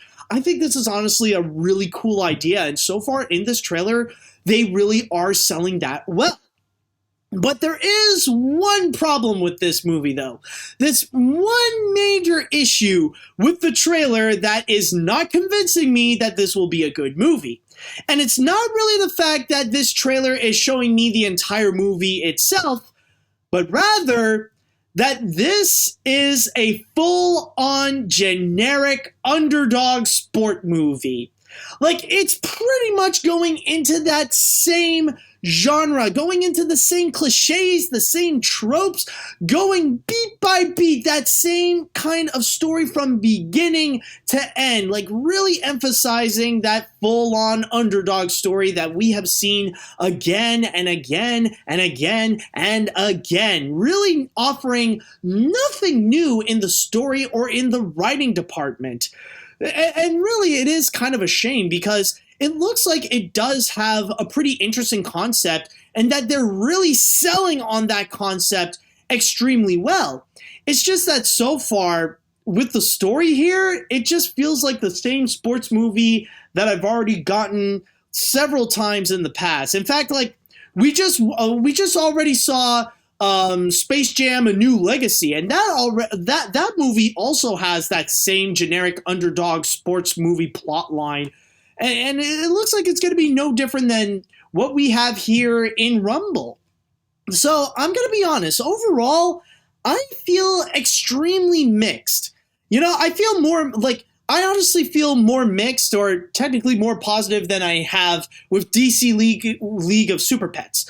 On one hand, this really does look like a pretty generic story. This really does look like your same typical underdog movie that we have had several times before in the past. Not to mention the fact that this is going to be quitting theaters and instead it's just going to be released on Paramount Plus in a few weeks nonetheless. And I know some people are saying, well, technically that is a decision that Paramount made because, well, you know, with Omicron that's going to be coming in and giving us a new wave of this pandemic, it's going to cause us a lot of problems again. Like they just want, like Paramount just wants to be safe and just put it on streaming for the safety of families and kids and stuff like that. Honestly, I don't think so because the discovery of Omicron happened around the same time as Rumble. And I feel like that is a decision because Paramount just doesn't necessarily have any trust that this would do well at the box office, pandemic or no pandemic. Like, worst case scenario, this would be the exact same thing like what happened to Wonder Park back in, was it 2019, I believe? Yeah, like back in 2019. So I think that's going to be I think that might be the reason why they're just putting it on Paramount Plus right now, because they just don't really have any faith that they would make their money back in theaters. And especially the fact that they are making that announcement just a few weeks before the official release, that is kind of a bad sign that not even Paramount Plus really has faith in the movie itself. Like, I don't think this is going to be the kind that it would do well by good of mouth, or good word of mouth, I mean. But on the other hand, I do see the potential. I do see that it does supply some really strong animation, and I really like how it does really sell on the concept of monster wrestling, that they really did do a good job presenting us the idea of monster wrestling, that the animation is actually very well done, very dynamic, and it looks a lot of fun. And also they offer us a variety of different monsters that we are going to see throughout the movie and probably see some of their personalities, some of their abilities. Like, that is something that gets me pretty excited to see for the movie to go and fully expand. So that's why I feel honestly a little bit conflicted. Do I think this is going to be a good movie? Probably not. But on the other hand, is this going to offer us something entertainment? Sorry, I don't know what's wrong with me, but is this going to offer us some solid entertainment on some aspects? And to that I'd say maybe. I mean, I could be wrong, but ultimately, we will have to wait and see. And, well, we won't have to wait for too long, technically, because the movie will be released exclusively on Paramount Plus on December 15th.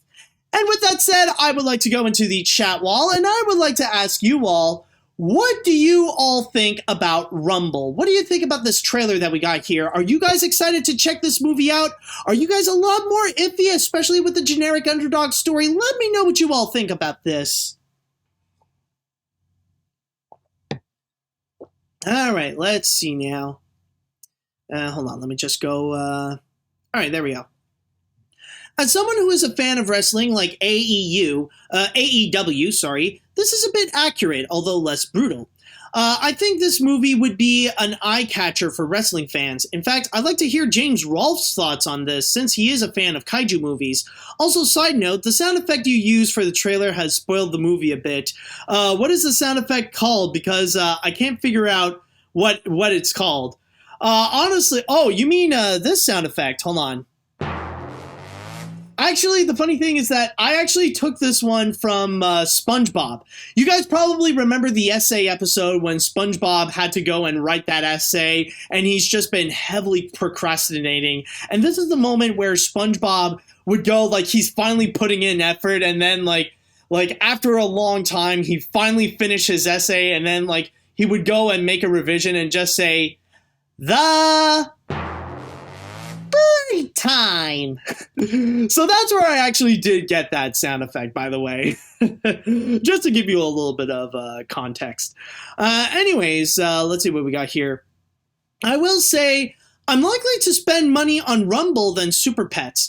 The idea of monster wrestling sounds really cool, and the designs show it too, yet it's the writing is sort of a mixture of Rocky, Dirty Dancing, and a dash of Kung Fu Panda. But my biggest problem with it is that they just showed us the whole freaking film. I may check it out, I may not. We'll just have to wait and see. I mean, then again, if you are going to check it, then what you're going to end up seeing is the extended edition. That's how I see it. I mean, that's the thing with this trailer. The fact that they showed us everything, technically, we just saw the movie. When the actual movie itself will be released, it's actually just going to be the extended edition of what we just saw in the trailer. So that's honestly my biggest problem with it. It's just like, yeah, we just saw, like, yeah, I know the movie just came out, but I mean, we already did watch it. In fact, I don't know if it's going to put me into a lot of trouble because technically I just showed an entire movie on my streaming and I will later on YouTube. Okay, anyways, moving right along. Oh, fudge, am I don't know, sorry, I felt like a sneeze was coming, but no, false alarm. Okay, good. Anyways, it kept my attention more than Secret Life of Super Pets. I agree, though, that the animation and character designs are actually pretty good. However, that's not enough for me to want to get Paramount Plus. I think it's going to be a better movie than Super Pets, and certainly better looking. However, it makes me sad that it's only going straight to streaming because it sounds like they're just throwing it away. This makes me wonder if they are trying to make release date room. Yeah, that is honestly true. I don't know, like, and this, by the way, this is going to be something I will be talking about later in this episode, but I mean, technically it is true because this movie was supposed to be scheduled to be released in, like, somewhere at the start of 2022. I think, like, at the beginning of February or something like that. But then suddenly this happened and they ultimately decided to change their mind. So maybe not, but we'll have to wait and see. All right, let's see now. It's funny because this trailer dropped and I completely forgot about this movie was even happening in the first place. And while the animation is terrific, I'll just say, well, remember back in February of last year where I guessed all the outcomes of the movie? I'm at least glad that some of my predictions are correct. I'll only be watching it to see if the rest of my predictions came true. If they are, then I think I might have the ability to see the future. Wait, am I Bruno now? Nope. We don't talk about Bruno. Whatever we do in this podcast, we do not talk about Bruno. Just need to say that. All right, moving right along here. I wasn't really familiar with this movie when the first teaser came out, but seeing this new trailer actually got me interested. I'm pretty impressed with the animation and concept of monster wrestling, and it really got some spark out of me. But the thing I'm disappointed about is that they just revealed the entire movie to us, which just means it gave us a big time spoiler. Overall, I'm actually really hyped about this movie if I'm going to start watching. And if I'm going to start watching, I should shout, "Let's get ready to rumble!" Yeah, you how much you want to bet that it's going to do that kind of joke? I mean, like, it'll be like they're going to do, like, they will actually like belt out "Let's get ready to rumble." But at the very least, I will say, hopefully it will be less cringy than Dumbo, where they actually did get the guy who coined that phrase to actually go and say, "Let's get ready for Dumbo." It's like, I watched that movie. I remember watching it in theaters back in 2019, and I was like, are you for real, dude? Are you for real by doing that thing? Oh my god! I think I would much rather have the crows come back than to have that moment again. Seriously. All right. Anyways, I'll read one more comment before we jump onto the next. Two more comments actually before we get into the next story. Rumble seems extremely boring. It feels like Monsters Inc., but with WWE, and that just sucks. Also, I like Will Arnett as the main character. Well, Paramount Plus is not released in Ireland, so it may be a long time until I see it. The monster Will Arnett gives me Missing Link vibes from Monster vs. Aliens. So this will be the second monster movie. So this will be his second monster movie. Anyways, I may check it out, but most likely not. Yeah, that is honestly very true, because I am Canadian and technically we don't really have Paramount Plus here. So I am going to be waiting on the plan of what are they going to do in terms of a release date. Or what are they going to do in terms of a release for Canada? Rather, if they're going to go release it direct, if they're going to go release it immediately in digital, or maybe Canadians might actually check this out on the big screen. Who knows? Anyways, one more comment here. The animation, the designs of most of the monsters, and the idea of monster wrestling are the only good things I can say about this movie. The story and characters just seem like nothing special and really typical for the usual underdog story, and they pulled off the dumb move of revealing the whole story in the trailer. Damn it, Paramount, you pulled a sing, and nobody wants to pull a sing. Yeah, that is true, and I mean, you never know, though. You never know if maybe this could actually turn out to be really good.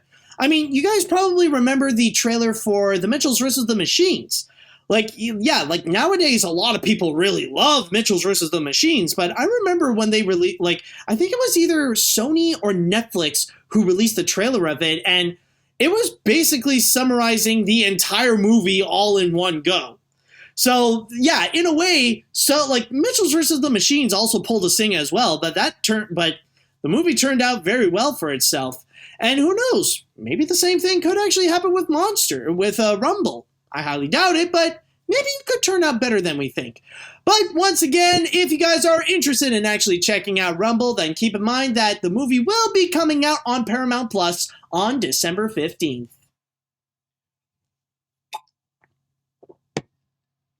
All right, now moving right along to our next story that we have over here, we're going to go back to an old controversy because there was a small moment on social media that the rage of this controversy kind of went back up, where people really did get upset about this once again, and that is regarding a brand new comment that just recently came out. And I just thought that it was very interesting to see this comment surface and how people are reacting to it. And maybe I'll mostly be repeating some of the same things that I said in the past about this controversy. So, with that said, let's go ahead and get back into the Super Mario Bros. Casting controversy. Now, the reason why I'm getting back to this is merely because of this tabloid website called 2Fab, which is another entertainment website that wants to be something similar to stuff like Entertainment Weekly or People Magazine or whatever. But anyways, in this case here, a journalist from 2Fab has managed to catch Chris Meledandri, the founder and CEO of Illumination Entertainment, at the LAX airport. And he would go and ask him about his response to the controversy right now with the fact that Chris Pratt is cast as Mario. And by the way, I just want to say right now, I don't know what's going on with this website, but you will hear it, but don't be surprised if you don't see anything visually. But what you will hear is indeed the response of Chris Meledandri about this controversy. I just wanted to ask you about Chris Pratt. He's voicing Garfield as well as voicing Mario. Now, that's got to be a versatile voice actor right there. He can do a cranky cat and like an Italian plumber. All I can tell you is the voice that he's doing for us and Mario is phenomenal. It is? Yeah, I can't wait for people to hear it. I can't wait either. Now, like, we live in the wokest of times, and some people are like, should have casted an Italian. What do you think about that? What do you say to those people? Well, as an Italian American myself, I understand. I understand the comments. Charlie Day, who's playing Luigi, actually comes from an Italian heritage. Oh, he does. Yeah, so that's our knowledge. That's awesome. Yeah. How much are you going to have them like lean into the it's me, it's Mario, like lean into the Italianness? It's we cover it in the movie, so you'll see that we definitely nod to that, but that's not the tenor of the performance throughout the film. So there's a bit of Italian-ish, but it's not gonna. No. You don't think the woke people are gonna go, oh, cancel Mario? You know what I mean? I don't think so. I think they'll have. Yeah, I don't think so. So yeah, and I know some people are a little bit confused, and I don't know what's going on. I think it's like the website that kind of has a weird glitch, because I got confused myself, when the audio was playing but not the visual. But anyways, you did hear the response. But anyways, one thing that I do want to go and ask, before we get into this, am I the only one that feels like this reporter feels a little too obsessed with woke culture? I don't know about you, but I feel like he's really leaning in a lot about talking about woke culture and, we are in the wokest of times, and how, woke culture might get too triggered of the fact that it's Chris Pratt voicing Mario instead of an actual Italian and stuff. It's like, and I'm just sitting here wondering, what is this guy talking about? Now, I'm not denying that there are some people on the internet who are upset about the fact that Mario is not voiced by an actual Italian person, but those are relatively minor compared to the grand majority of voices, including those people who are considered to be woke or whatever, that being Italian or anything has nothing to do with it at all. That's not the reason why people are even upset or anything like that. The reason why people are not happy with the fact that Chris Pratt is voicing Mario is the fact that it's Chris Pratt voicing Mario and it's not Charles Martinet. That what Illumination is doing with the casting is the typical major animation studio thing where instead of hiring professional voice actors, they just want to go with celebrities in order to sell the movie, that they're valuing profit over talent. And that's the big controversy. That's why people are mostly upset. I don't know what this guy is coming in with, the whole wokest of times bullcrap and woke culture, woke people being angry about that Chris Pratt is not Italian or whatever. And I mean, it's not even that's not even a factor that even matters in the first place. Keep in mind that Charles Martinet, the voice of Mario, actually comes from a French heritage. There is nothing about him that is actually Italian. Maybe there's some Spanish in there, but it's mostly French, maybe some Spanish, and that's pretty much it. So honestly, I just feel like that's just a case of bad journalism where this guy is trying to push an agenda more so than actually go and ask some legitimate questions to go and answer regarding people's concerns. So yeah, honestly, I just feel like this is just a case of real bad journalism, and like these kinds of people would say to people who are considered woke, that this guy should keep his politics out of this. But anyways, back on to here. I personally feel like the response that Chris Meledandri did go with, honestly, I felt like he really did handle the situation very well. I feel like he stayed professional, he stayed sincere, he stayed trying to be as neutral as possible while maintaining his decision of keeping Chris Pratt as Mario, that he's trying to do the best he can in order to calm the whole situation down. And, adding it, like, even like with the, even regarding the questions regarding wokeness and like the wokest of times bullcrap, like, he didn't manage to do that very well. Like, I'm honestly surprised. Like, the way he responded was a way that feels like, very calm and even relatable. Like, even saying that, he understands the concerns that he is an Italian American. So honestly, I feel like in terms of like the PR aspect of how he handled it, I think he did a great job at it. But I do understand that there are people out there who are actually pretty upset of the fact that Chris Meledandri would go and defend the decision of casting Chris Pratt and still praising him by saying that, he did a phenomenal job. And also adding in the extra factor. And like, one thing that is legitimate news that did come from this is the fact that he did mention that they are going to be responding to the whole situation regarding accents, that they will acknowledge Mario and Luigi's accent, and maybe it could be something that they will play with it, rather it be a plot element, a character development, or even just as a little gag. But it is something that they are going to acknowledge and they will respond to. And, the funny thing is that even at that, though, people are still relatively upset because, well, it's Chris Meledandri defending the decision of Chris Pratt as Mario. And people, to this day, people still have their blood boiling regarding this decision. There are still people who are still mad about that and that there won't be any major change. And to that, I just gotta say that while I do understand the sentiments, and yeah, I do agree that Chris Pratt is not a good choice as Mario, but I just need to ask, well, what else do you want him to say?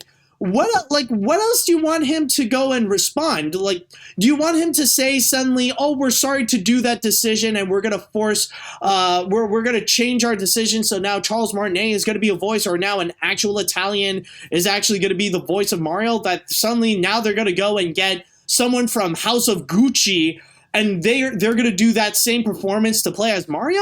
No. No, there's no situation where he's going to try to do damage control and switch Chris Pratt with someone like Jay Leno fresh out of House of Gucci. I don't think that's going to happen.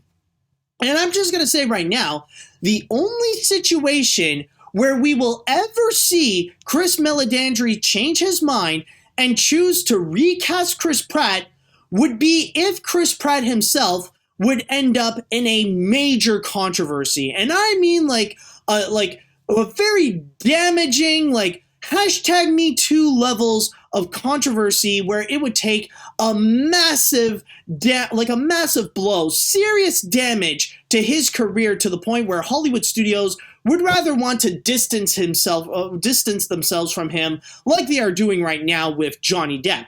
And I mean, Illumination has done that before. You probably remember back with The Secret Life of Pets 2, after Louis C.K. had his Me Too moment and confessed to the crimes that he did, that Illumination immediately went and recasted Louis C.K. with Patton Oswalt for the character of Max in Secret Life of Pets 2. That is something that they have done before, and I feel like that would be the only situation in which they would go and actually listen to audiences and recast Chris Pratt with probably someone like Charles Martinet. That's the only situation. And for now, because, yeah, Chris Pratt has been in some controversial moments, including that infamous Instagram where he's just gloating about his wife and his healthy daughter and whatever, that weird awkward thing where he's trying to present himself as a good Christian, and that backfired. But it's not big enough for audiences to fully reject Chris Pratt. And unfortunately, we're just in a scenario where that nothing is really going to change. And yeah, people are going to be upset, but I will say right now that yeah, people are mad about it, but people are mad about it because they don't know. no one truly knows what Chris Pratt's performance as Mario is. We haven't seen any official clips. We haven't heard any new soundboards or any leaks or whatever. We have yet to know what Chris Pratt's Mario is even going to sound like. And that's kind of like the big reason why people are so upset. It's because we don't fully know. And like I said before, when I previously talked about this, what people are mad about is not the fact that Chris Pratt is cast as Mario, but it's rather the idea of casting Chris Pratt as Mario. Maybe Chris Meledandri could be 100% correct on this. Maybe the people at Illumination know exactly what they are doing as they are collaborating with Nintendo, and they know that with Chris Pratt, that he can actually go and provide a legitimate good voice as Mario. And even Chris Pratt himself actually did promise that he is going to do a legitimate voice for this, and he's not just going to do his regular Chris Pratt voice like he did with Emmett from the Lego Movie. It's not going to be a scenario like we just saw with DC, or at least from what Chris Pratt is promising us. It's not going to be a scenario like what we just saw with DC League of Super Pets, where we just got the voices of an unenthusiastic Dwayne Johnson and an unenthusiastic Kevin Hart. Chris Pratt will go and put some effort to actually supply a voice. So honestly, who knows? Like, maybe we could be right, or maybe Chris Meledandri could be right about this. But so far, all of this is just a mystery. And so far, we can only react to what we know so far. And what we know is just very little, and just the very basics idea, like just the basic idea of what this movie could turn out. And keep in mind that it's going to remain this way for quite a long time, because keep in mind that the movie is going to be coming out at the end of next year. I believe they mentioned it's going to be on the 22nd, on December 22nd, 2022, more than a year from now. So that's still going to give us a lot of time and a lot of moments to speculate what this movie is going to be, and if the idea of Chris Pratt as Mario is even going to be a good idea in the first place. All we have to do is just wait and wonder, and on the age of the internet, there's a lot of people out there that don't really want to go and wait, so they only want to go and assume and place their opinions now, which is why we are seeing so many people being upset about this decision. So yeah, honestly, overall, there's a part of me that does have doubt. Like, I feel the same way as many others, that the idea of Chris Pratt as Mario is not really that good of an idea. But then again, there are some arguments for Illumination that maybe this could turn out. They did promise that they are heavily working with Nintendo to be as accurate to the games as possible. We have seen Chris Pratt promising that he will be supplying a voice instead of just doing his regular voice. So honestly, it's just a big wait and see kind of situation, but it is understandable considering that it is one of, if not the most anticipated animated films of 2022, debatably more so than Across the Spider-Verse even. So honestly, we're just going to have to wait and see. Maybe it'll be a good idea, maybe it won't, but we won't know until we actually have an official trailer, and maybe that's not going to happen for a long time. Maybe we're only going to know until a teaser trailer comes in, like maybe with the Nintendo Direct for sometime in 2022. So ultimately, it's just something that we have to wait and see. All right, so with that said and done, though, I will go and ask the chat wall right now, and I want to ask you all, what do you all think about Chris Meledandri's response to the casting of Chris Pratt? Do you guys think you would be more on the side with him and you trust Illumination with Chris Pratt's voice? Are you still more upset about the idea of Chris Pratt voicing Mario? Let me know what you all think about this. All right, let's see what we got here. I feel like at this point, there's no reverse course on changing the voice actors for this film, even to the point where Miyamoto said that the film is done. So Chris's response is the best case scenario. Unless this film's take on Mario is different from the games like Bob Hoskins, I still think casting Chris Pratt as Mario isn't a good idea, but I could be wrong. Also, one comment to say about the reporter saying about voicing an Italian actor, everyone could do a Mario voice even if they're not Italian. Well, yeah, exactly. And like I said, Charles Martinet ain't a freaking Italian, so being an Italian isn't necessarily a qualification to go and voice Mario. Honestly, for me, my qualification is, are you Charles Martinet? No, then you shouldn't be voicing Mario. All right, anyways, let's see what we got here. While I'm not particularly fond of Pratt's casting in this film, I still have hope that he will at least do a good job.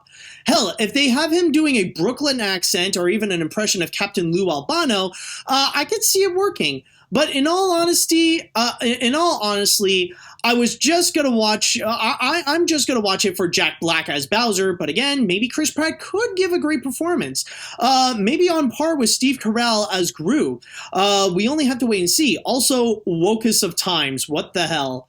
Yeah, like if you're someone who does unironically believe that we are in the quote-unquote wokest of times, good luck trying to find anyone who would go and take you seriously, because whatever would come out of your mouth next, I don't think it would be really something much worth listening to, honestly. And yeah, you actually do provide a very good point, actually, because technically it is true that Illumination does have a very prominent history of taking celebrity voices, and yet they would actually go and do legitimate cartoon voices. And Steve Carell, that's actually a very great example, considering that we know Steve Carell's voice.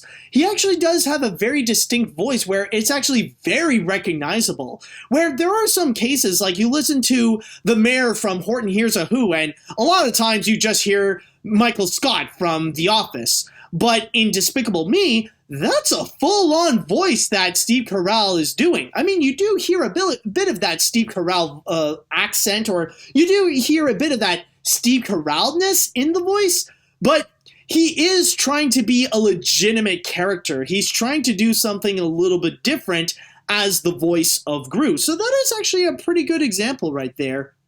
And actually, another one that I would say, like, I know it might be a little bit of a stretch, and maybe some people might disagree with me, but I would say another one would actually be Matthew McConaughey as Buster Moon in Sing.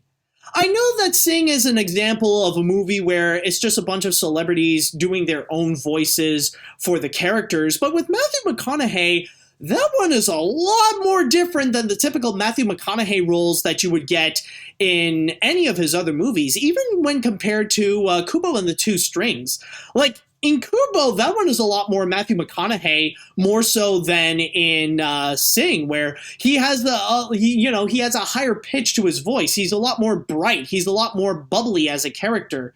You know, he's a lot more open-eyed than the typical Matthew McConaughey performance. Like, Buster Moon is not a character that is the kind that you would expect him to hear him say, like, all right. You know, he's a lot more enthusiastic and maybe a little more eccentric than that. So, yeah, Illumination does have a history of having celebrities do legitimate voices. But who knows? Maybe they'll do the same thing with Chris Pratt. Let's see. I saw Sing 2 from Illumination on Saturday. Oh, you lucky prick. When they were doing an early access screening in theaters, and I won't say how it is until it comes out nationwide, but upon hearing about this upon this news, I'm like, really? This again? I do appreciate how Meledandri handles this situation, but still, can't everyone relax until they gave us a trailer somewhere in mid-2022 so we can see if Pratt is good or not? I know I feel a bit hesitant, but still, I'd rather wait until the trailer comes out. And I mean, yeah, I do understand your sentiment, but unfortunately, we live in the age of the internet where people are very impatient in general. When they want something yesterday, and they're going to rant and scream until they get what they want. All right, I think I'm going to go and read one more comment before we move on to the final story. And let's see here. I definitely agree that Chris Meledandri handled this response well. When it comes to Chris Pratt voicing Mario, while I'm still not a fan of the fact that Chris Pratt is voicing Mario and think Charles Martinet is the one and only voice of Mario, I also do think we should wait for the trailer to arrive and see how he sounds as Mario. Also, on a side note, it will be an interesting year to see which video game will be better in 2022. The Super Mario movie or Sonic the Hedgehog 2? Oh, that is going to be pretty interesting, you know? It's almost like going to be the closest thing that we can have to a cinematic Super Smash Bros. Where we see the battle of Sonic versus Mario. I mean, it's going to be very far apart, of course, but still, it's going to be a moment where everybody's going to go and make those comparisons and just go... I don't know about that specifically, but that's the only one in my soundboard where it does come from Super Smash Bros. But yeah, once again, the best thing we can do is just wait and see. I mean, we can make all the speculations and make all the reactions we want about the idea of Chris Pratt voicing Mario, but ultimately, the only way to know how he's going to sound is going to be when a trailer comes out, most likely sometime next year, or when the movie does fully come out in December 22nd, 2022.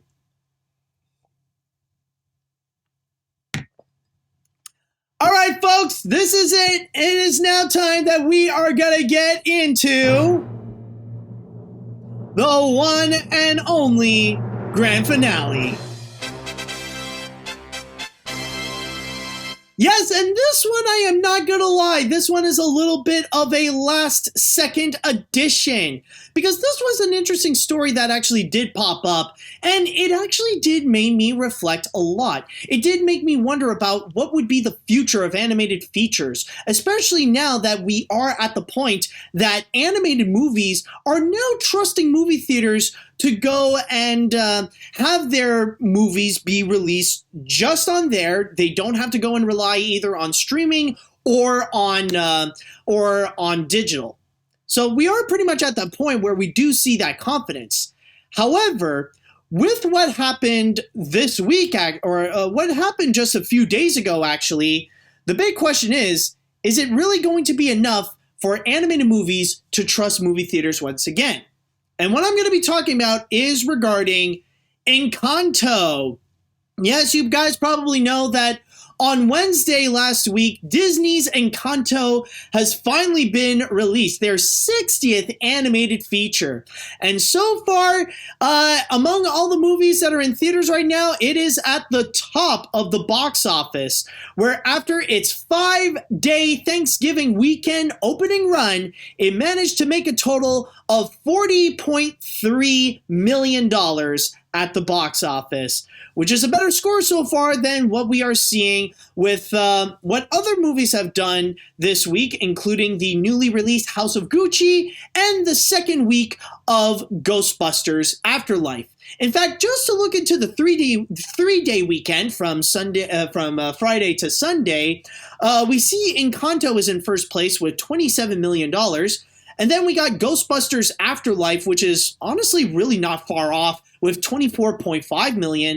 And then we also have House of Gucci with a little over $14 million at the box office.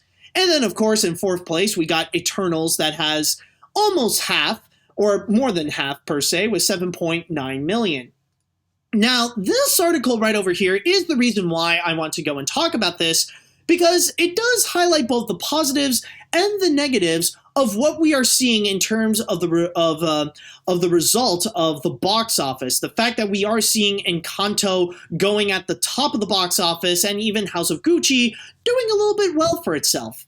And they are looking, and in this article here, which is called "Why Encanto and House of Gucci Box Office Debut Are Cause for Celebration and Concern" by Rebecca Rubin, they both they do mention both the positives and the negatives of the results that we are seeing here. On one hand, they are saying that a case for optimism. Movies that didn't involve superheroes did reasonably well at the box office. Like, when you do look back in 2021, The best movies or the most financially successful features are either one of two things. They are either A, superhero movies like Shang-Chi, Venom Let There Be Carnage, or Eternals, or B, or did I go A or B or one or two? Either way. One would be superhero movies, and two would be major franchises, rather it be stuff like No Time to Die or even what we're seeing right now with Ghostbusters Afterlife. If you're not part of a major franchise, or if you're not a superhero movie, then chances are you're not going to make much money at the box office. But what we are seeing right now, it looks like Encanto and House of Gucci, they're kind of proving them wrong, where there are some interest for feature films outside of that, where we got Encanto, which is a full-on Disney animated feature, like a brand new original animated musical with songs by Lin-Manuel Miranda. And then you got House of Gucci, which is a film that is meant more as a full-on Oscar bait movie with an all-star cast that has this very scandalous true story about the Guccis and stuff like that.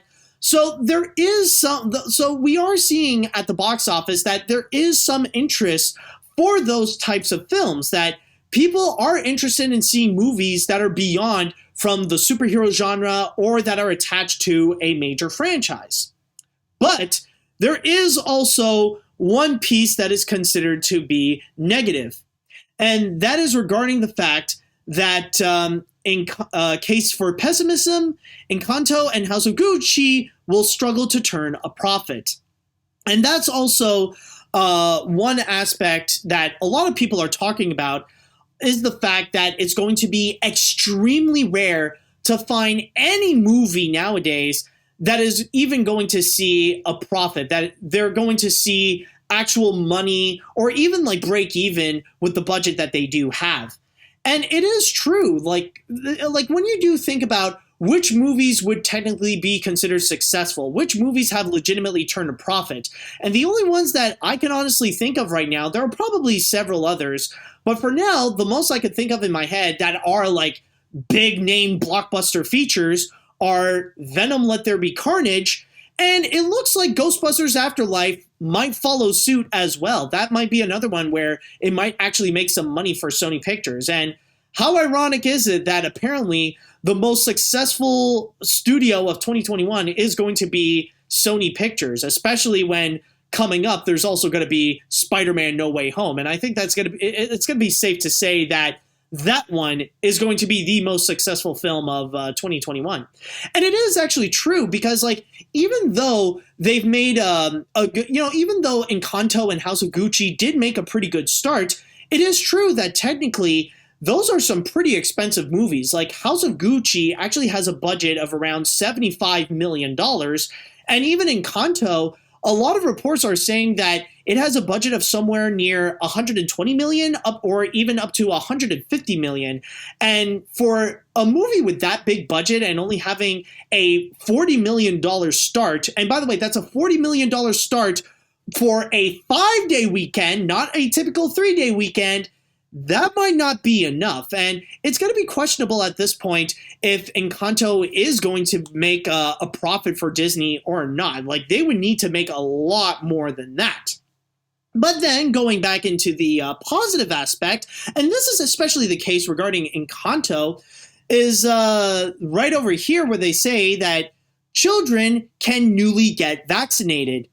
And it is true that technically we are at a point where, like, yeah, we know that things are different when it comes to the pandemic, and it seems like things are definitely getting better, especially when an increasing amount of people are now getting vaccinated. And what seems to be major good news for family films, and especially animated films, is that now we are starting to see kids actually getting vaccinated. At least in America, or at least in some first world countries, they have now officially approved that kids between 5 and 11 can actually go and get vaccinated for the COVID vaccine. And pretty soon, probably sometime by the end of the year, they will actually confirm that kids 4 and under can also go and be vaccinated. And those people are the prime target audience for these types of movies like Encanto or whatever animated film that would normally be released on the big screen. So now that they can be vaccinated, parents will actually feel a lot more relieved, and they will feel a lot safer to bring their kids to the movie theater, especially with the fact that a lot of movie theaters, like maybe not a lot in America, but especially in places like Canada that are a lot more cautious regarding COVID, like there are a lot of cinemas that do require vaccine mandates. And beforehand, that is a major problem for movie theaters because technically kids wouldn't necessarily be allowed to be in the movie theaters in the first place because they're not vaccinated. But now that they are, they would actually be allowed to go and see something like Encanto, which would make things a lot safer for them to go see a movie on the big screen and be perfectly fine and not be worried about getting sick or whatever. But then again, the article does go back into a sense of pessimism where they do state here, concerns over new variants of COVID-19 could upend the film industry's progress. And that's also going to be another major issue regarding Omicron, the new variant of COVID, where now we're about to go and enter into a new wave. And that's going to be unsettling. And that is also going to be bringing up a lot more concerns where even if kids are vaccinated, it's not going to be a quick process though. Kids will still have to go and wait, like they're going to get their first vaccine, yes, but then they will have to wait a few weeks afterwards in order to get their second, and then maybe a few weeks more before they would go and get their booster shot, which means that the audience for them, well, they still have to go and recover a lot more. And that's why when it comes to family films and animated films, they are going to be the hardest kinds of movies to go and fully recover from this entire pandemic. Like, if an animated feature would want to see more profit again, if they want to see themselves be big hits, oops, sorry about that, ended up accidentally knocking the mic. But anyways, as I was saying, if movie theaters if animated films want to see big hits again, just like before with like the Despicable Me films or some of the Pixar movies or with the Frozen films, that's going to take a long time. I'm just going to say this right now. It's not going to be until many years. Like, I'm even questioning right now if it's going to be in this decade that we're ever going to see another animated feature that's going to make more than $1 billion at the box office. It could be something that could still take a very long time. And especially if you do look at the animated films of 2021, you do realize that it's hard to really find one that actually did become a major success. And keep in mind, the most successful animated features that we got, at least in terms of the box office, are The Boss Baby and Raya and the Last Dragon, both of which made a grand total of $130 million at the box office.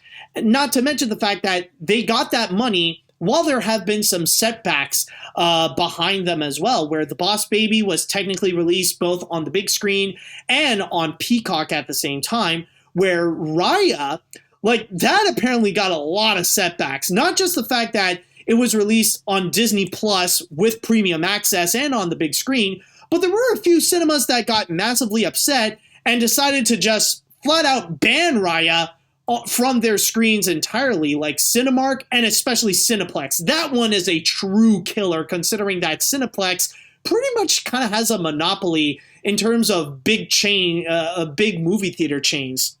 So from there, big movie theater chains in Canada per se, but yeah, and even at that though, it's hard to really see, it's still debatable if they even turned a profit. Even with Raya, a lot of people are pretty much suggesting that Raya could turn out to actually be a flop, and even the money that it made on Disney Plus was not even enough for it to go and break even.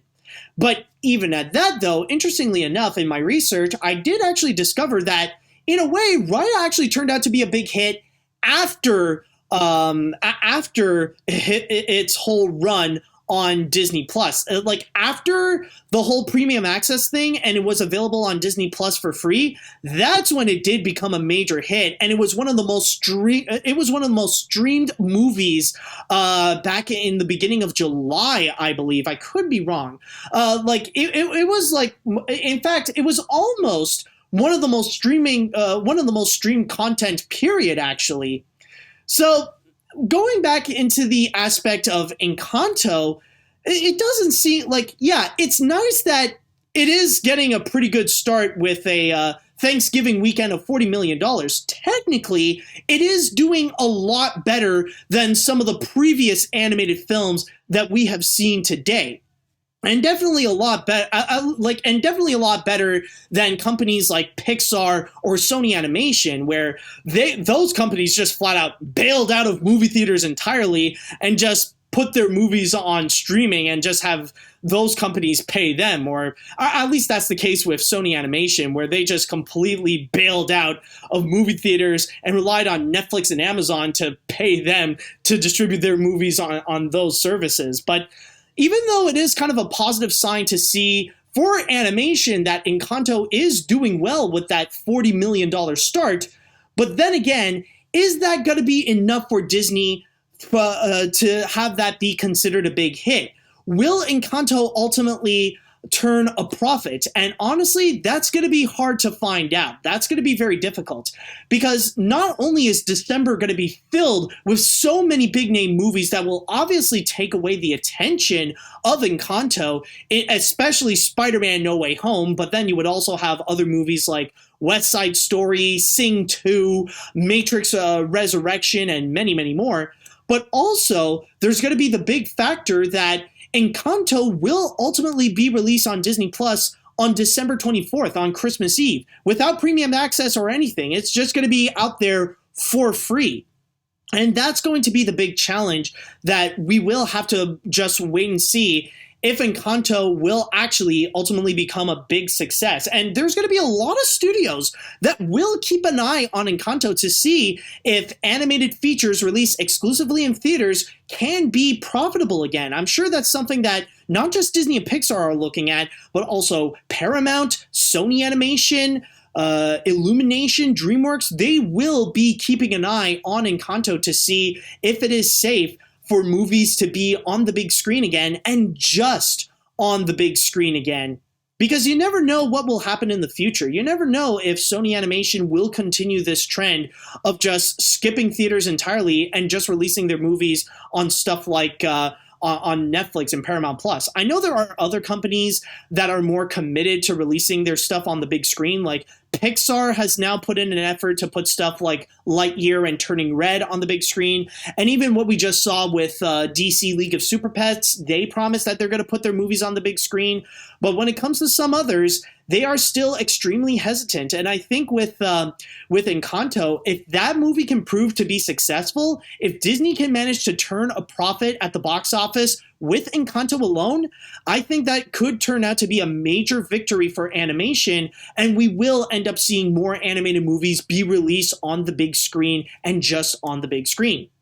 And I will say this, there is one piece of hope for Encanto, and who knows, maybe we will see in the future that Encanto could end up getting a lot of positive word of mouth, and we will gradually see more and more people want to actually go and check out Encanto on the big screen.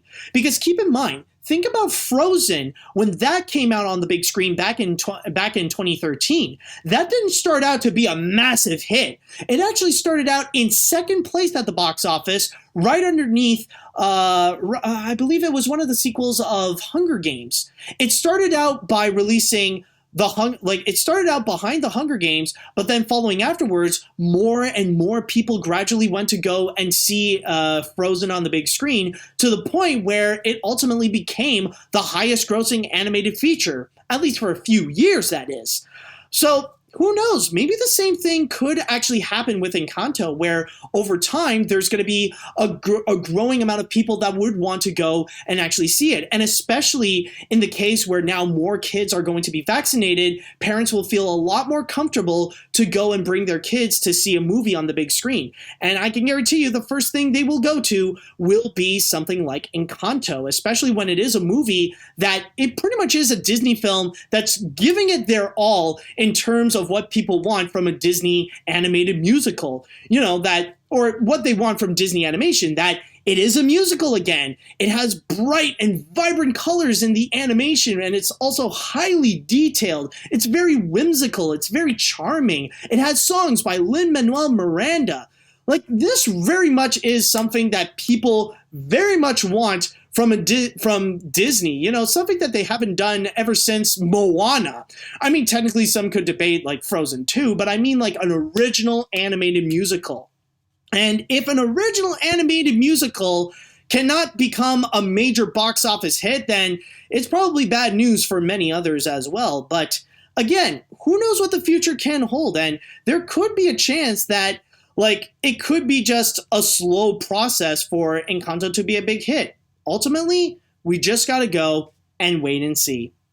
So with that said, I know that is technically a lot to talk about, but I would like to go and ask you all, how do you feel about the opening of Encanto? How do you feel like it is going in terms of the box office? Do you think Encanto will turn out to be a big hit? Do you think Disney will actually make a profit off of Encanto? Or do you think that the pandemic is still pretty bad to where there is no hope for Encanto? Let me know what you guys think about this. Okay, let's see what we got here. Just need to... There we go. Okay, we got it.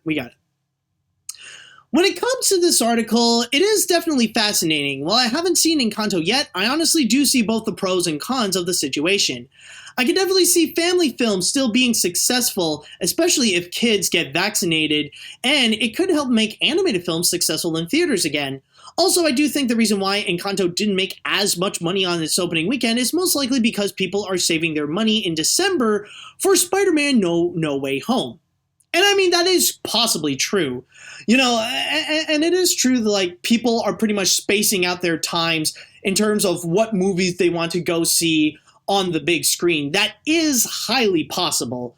And I mean, especially considering how people are choosing, some people are just choosing to go see stuff like Venom Let There Be Carnage or just Ghostbusters Afterlife. Sony ended up becoming very lucky this year, but it could be true. Who knows? But then again, one counter argument that I could say about that is that technically Spider-Man No Way Home is going for a completely different audience than Encanto. Encanto is going more for family films. Spider-Man is more going towards superhero fans. So there is kind of a different, there's different people who want to go see one thing or another. Let's see now. What else do we have? The American film world has been dealing with something they've never really thought would slowly corrode the industry. I specifically mean the American films because the highest grossing films nowadays overall are from China. And from what I hear, they were the ones who handled the virus the best, which is how they've been able to make more at the box office. I hope Encanto does well, as it deserves a lot. And yeah, this comment actually does provide a very good point because I'm just going to go back to Box Office Mojo. Oops, hold on a sec.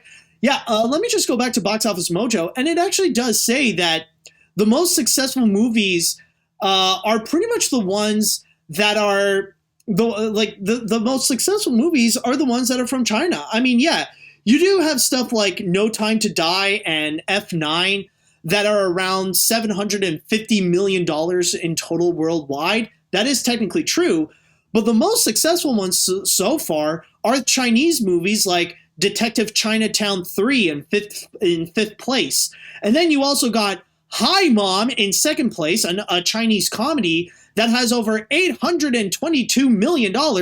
And then you got The Battle of Lake Changjin, the highest grossing movie of 2021 with $895.7 million.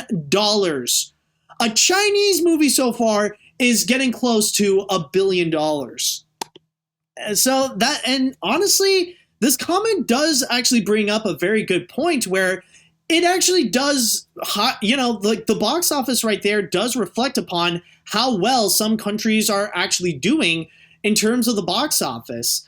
There are some, like the US, like debatably is pretty decent in what it's doing depending on which state. But then on the other hand, China is a lot more overall strict when it comes to their policies and trying to sort out the situation.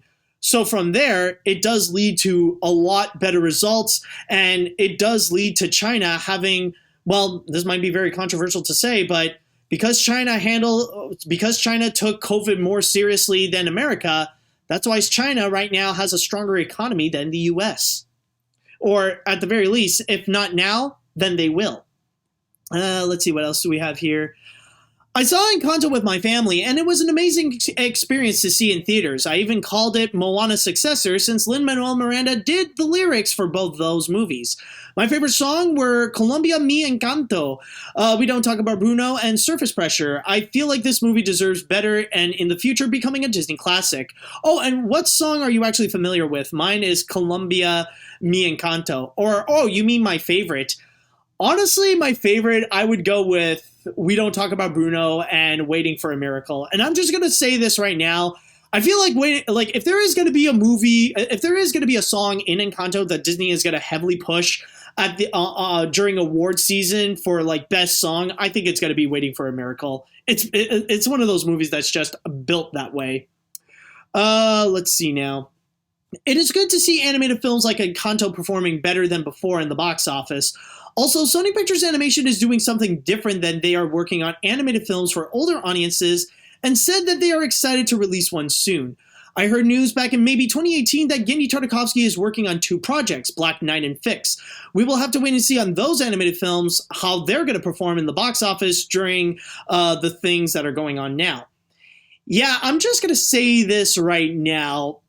I don't know if the Genndy Tartakovsky movies are even going to happen in the first place. It's been way too long since we've heard anything about those films. And I mean, technically, I would even argue about like Sony Animation going for an older audience because like technically that would be true for Spider-Verse.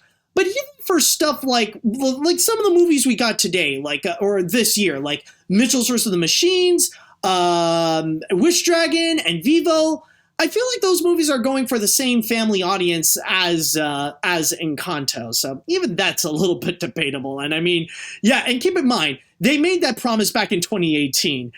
Things are a lot more different, and I don't think it's still the same, you know? All right, I think I'm going to read one more comment before we go.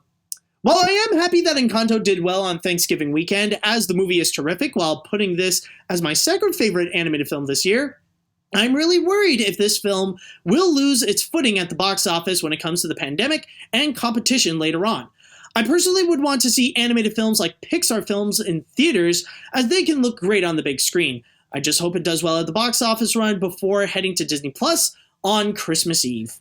And I believe with that said, that should do it for this episode of AniMat's Crazy Cartoon Cast. Man, we had some great discussions, and it's been a fun episode, and hopefully we will go and do this again for next time. So with all that said and done, I would like to say thank you all so much for listening, thank you all so much for watching, and until next time, see ya later, dudes!